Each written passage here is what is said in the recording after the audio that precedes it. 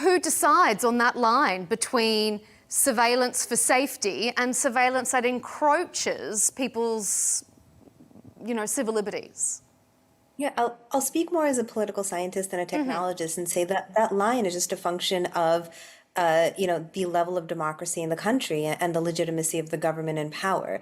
What is the difference between, a kind of surveillance state that's been led by an autocratic regime and a kind of surveillance state in a more citizen-approved, democratized regime is literally that, is citizen-approved democracy.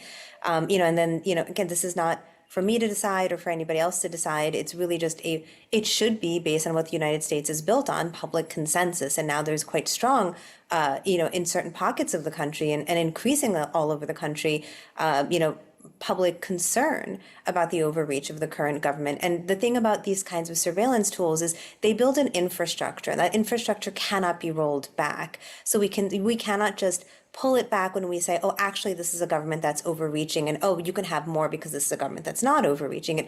And not only can it not work that way, we don't even have the visibility or protections to work that way, right? So yeah, so we can agree that there is corporate overreach and it's different for the government. We have tools and mechanisms to protect us from corporate overreach. We don't necessarily have the tools and mechanisms at play now, or at the very least, those tools are being quite stifled by the current administration to exercise our right to say, we think that there is overreach happening by the government. There is nothing wrong or unconstitutional with saying that. In fact, that is protected by the Constitution.